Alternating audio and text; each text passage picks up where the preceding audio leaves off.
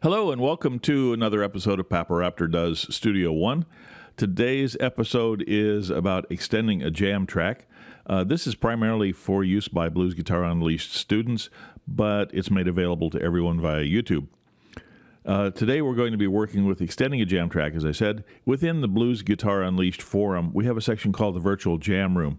And in that, we often need tracks to run 10, 12 minutes or so that 6 or 7 soloists can take 24, 36, or 48 bars of solo to work with. Most jam tracks that you will find readily available online run about 3 minutes. Sometimes you get them a little longer. There are some people that specialize in really long ones. But if you get one that you really like and it's not long enough, we're going to show you how to extend that. So the first thing that you need to do is open Studio One, and you can see we're going to go with a new song here in Studio One. We are going to use the empty song template because there's nothing really special about this setup. And I have pre-selected a song which I'm going to drag in from another location on another screen. And this is just to let you know, this track is called Let Your Hair Down Baby. It's an A flat. This was included with permission from Griff Hamlin. This is a selection that you will find in his Ultimate Blues Jams collection, Volume 1.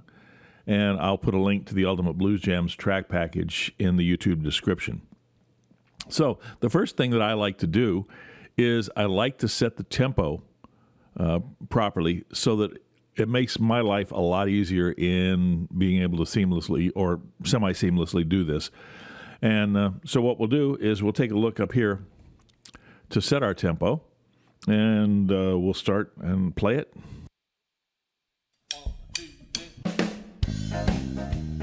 Okay, our first beat, let's see if we can listen to that again and find our first beat. Okay, here's our first beat. Let's turn snapping off on this so that we can actually get it exactly where we want it to be. That's our first beat. Now, we can't move to the left easily because, quite frankly, it's too long. So we'll take this and we'll move this first beat over to our third measure. Now, one other thing we want to do here is we'll use our track inspector, open that up, and we'll set this so that it does not follow. And that will not allow the actual speed of the song to change as we change the tempo within Studio One. So we're here, and we'll zoom back out, and we can see that it says 132 beats per minute is the tempo that Studio One opened with. That has no reflection whatsoever on the speed of the song. But if we take a look up here, and again I'll zoom back in, we can see the beats on the timeline here.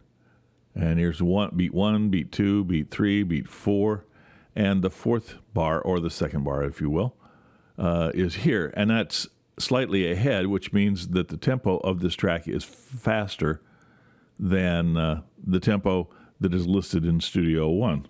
So we'll back out at 132.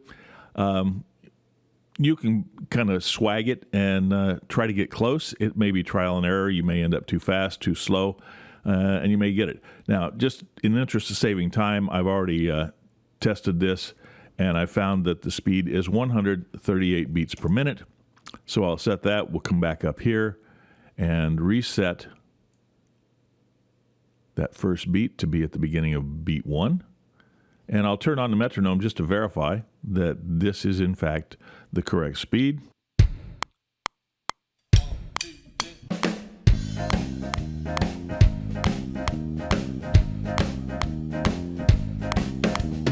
That sounds pretty good. Let's wander elsewhere out in the song and see if we're still lined up. Let's say the 19th bar.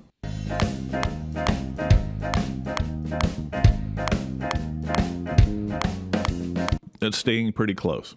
So we do have our tempo set up now. And one thing I'm going to do, because I tend to lose things a lot, is I'm going to do a save here so that if for some reason my computer crashed, I can come back and not have to do this again. So we've just saved that. All right, now, so we've got the song set up. We know it's at 138 beats per minute. And we'll squeeze this back down. And we'll do a couple of things here. Now, the first thing, and again, this is something that I learned from working with the song before I actually started the video, is that it is a 12-bar, standard 12-bar progression. However, there is a 4-bar vamp at the very beginning of it. So instead of playing 4 bars of the 1 chord and then going to the 4 chord, it does 8 bars the first time through only. So, and we can verify that by listening to it here. And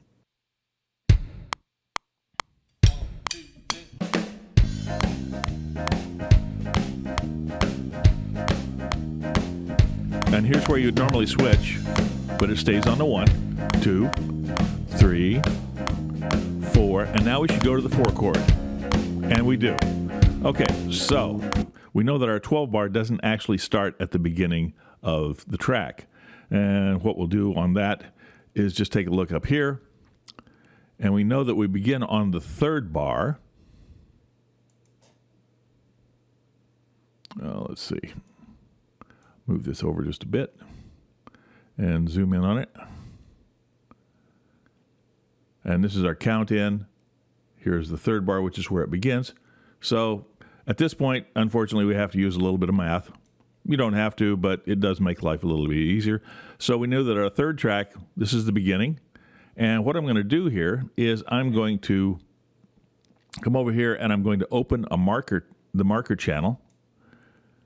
And I'll come here to the 3rd bar, put the cursor, put the pointer on the 3rd bar. And I'm going to put a marker in here. And I'm going to put this marker in and call it, and we'll zoom out now. I'm going to call this vamp on 1. And as I said before, we have 4 bars of vamp, so that would take us to the 7th bar.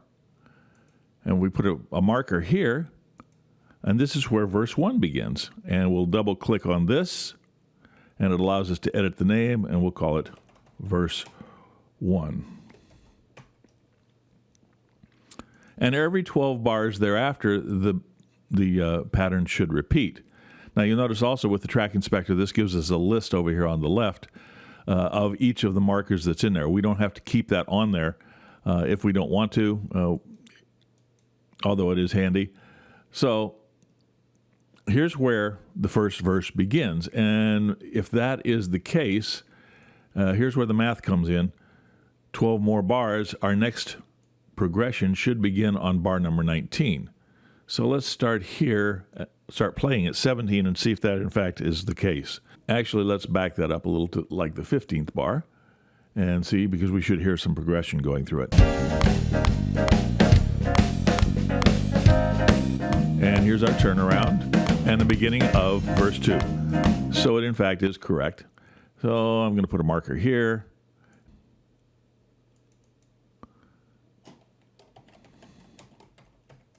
And there's verse 2.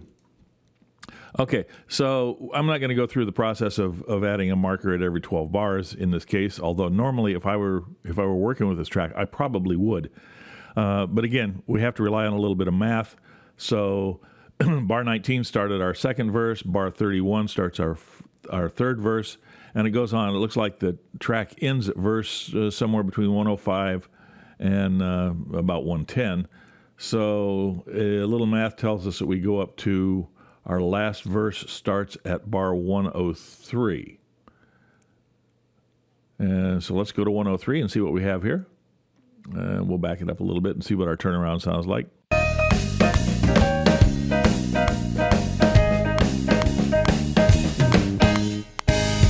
Well, that's where it would normally begin, but that we can't use because it does break with the 12 bar and changes things around. So we'll back up 12 bars from bar 103, and that puts us at bar number 91.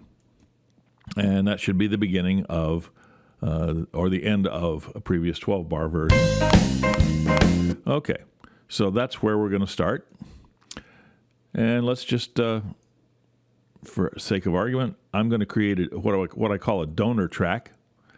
And with that, we'll take this main track and we'll create a copy of it. And why do I do that? Because I tend to like to not have to go and do things over and over again.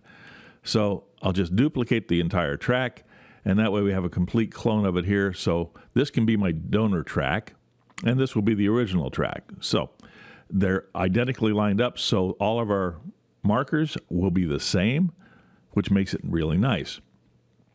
And what we said was we want a loop. And how long do we say this song was? The system says that the song is roughly 3 minutes and 4 seconds long, as we can see here. So we'll stretch this back out a little bit so that we can see, get a little bit more perspective on it.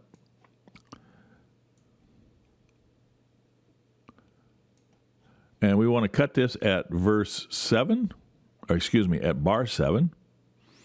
And we'll zoom in here. Now you can put the cursor here, and if you have a scroll mouse, your scroll wheel will zoom in if you roll or if you roll the wheel up, and it will compact it if you roll it down, which is what I'm doing here. So I'm moving over here, and it will always center over or expand from wherever your pointer happens to be. So I want to keep it close to this marker line where verse 1 begins. So we'll set that on the 7th bar. In fact, now I'm going to turn snapping back on, because that ensures that where I place the cursor will be on the beginning of the bar and not halfway between the first beat and the second beat, or even worse.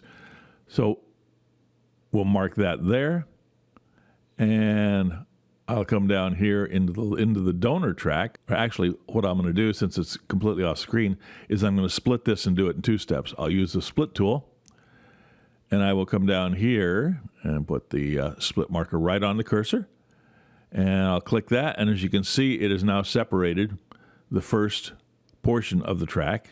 Let me move a little bit to the left here.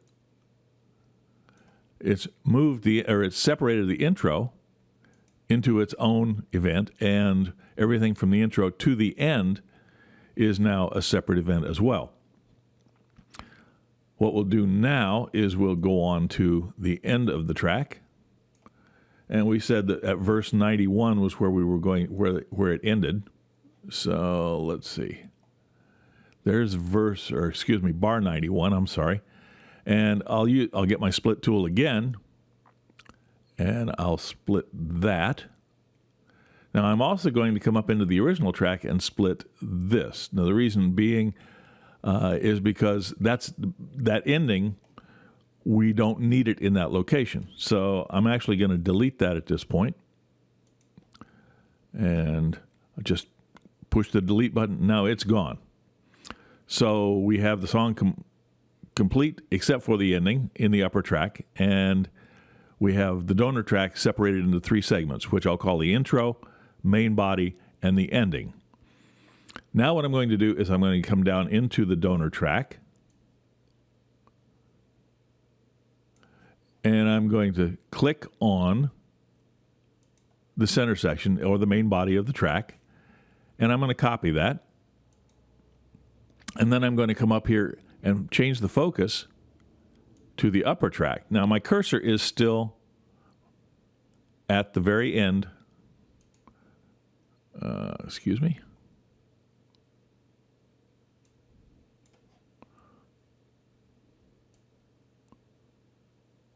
All right, let's put my cursor back at bar 91, and I will select this middle section, which I have copied. We'll do it this way. And by changing the focus to the upper track, it's going to paste into this track rather than this track. So I'm at bar 91, which is the very end. So now I will come over here and right-click and paste. So now I have 2 copies of the main body of the thing, which has, as best I can count, 8 or 9 verses in it, or choruses through the track. Let's listen to this and see how it sounds.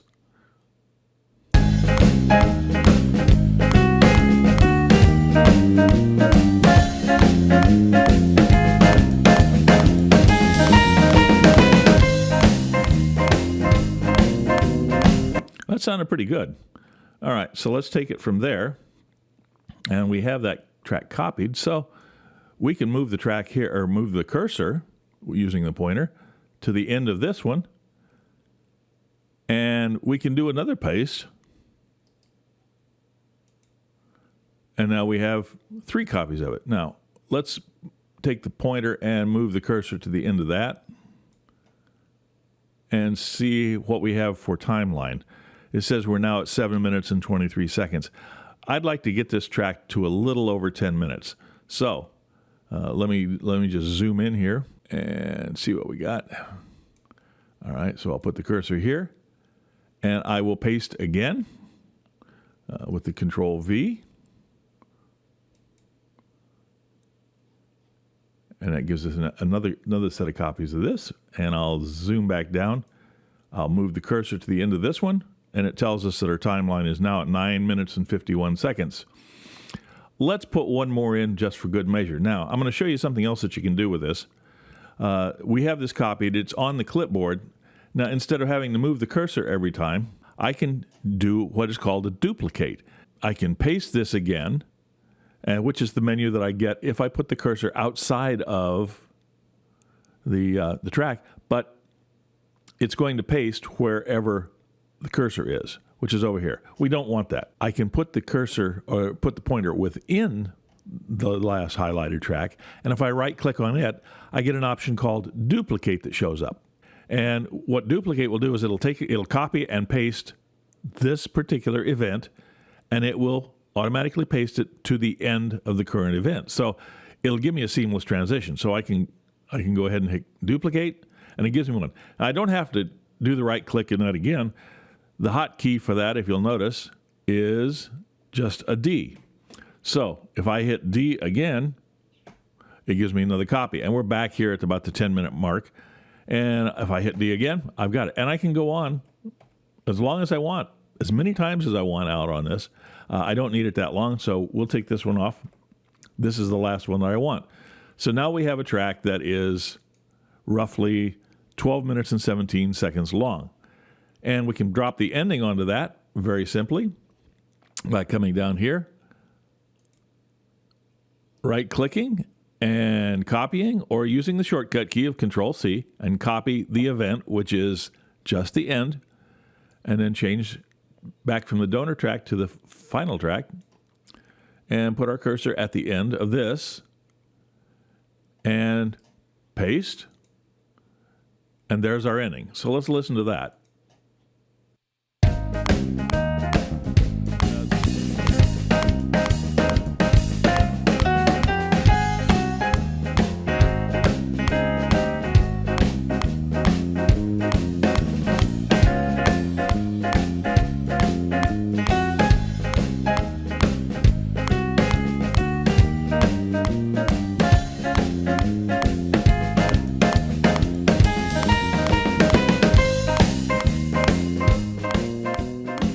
And here's our last pass through.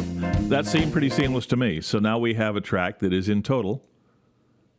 Let's see, I'll zoom in here a little bit and get right to the end. The end doesn't actually show up on a bar marker, which is of no big deal. But the track now runs about almost 13 minutes in length. So I think we're happy with that. That gives us plenty of time, and by the time we're done, everybody's going to be tired of this track. At this point, I have no more need for my donor track, so I'll just come down here, put the focus on it, right-click, and I will remove that track. That leaves me with just this track in place. And here's our default ending, which is about 15 minutes in the template. I'll grab that and I move that over to here so that I make sure, and again, I'll zoom in on it so that I've got it, so that I make sure that I have the end marker right where I need it to be. Just in case you happen to prefer using the loop method for exporting, we'll set a loop and we'll move that over. And this takes a little while because we have this track stretched way out. Let me zoom in. And I'll take this and I'll move it over here to the beginning. So now we have a start and an end point, and we also have the entire track encapsulated inside of a loop. One last thing that I tend to like to do is, now that this track is finished, I want to convert it into one track, because if for some reason I was dragging my cursor across this or my pointer across this and I accidentally clicked something, I could separate them and foul up the timeline. Then I have to go back and fix what I broke. So I'll start here and just highlight the entire track, and then Control B to bounce the selection. And now it is one track from beginning to end. And I dare say, if you listen to it, you probably not be able to find the edit points on it if you didn't already know where they were at. So we're done with that. The only thing left now is to export the track, and we'll do that with the export function, export mixdown, and we tell it where we want it to go. I have a folder set up on my C drive or on my G drive for this under extending a jam track. And what are we going to call it? Let's call it, what was the name of the song? Let Your Hair Down. It would help if I was on the right keys, wouldn't it?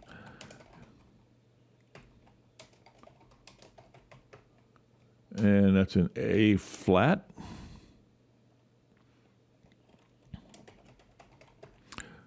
And I can't spell mix down either. And it doesn't matter whether we select between loop or between song end marker and start, because they are both the same. But again, if we selected between loop, it would use what is selected up here. If we select between song start and end marker, it'll select between this point and this point. So we'll go ahead and click OK, and the process will start. We don't have to worry about equalizing it or anything else, because the track has not been changed in any way, shape, or form as far as levels or compression or anything else while we were working with it. All we did was cut and paste.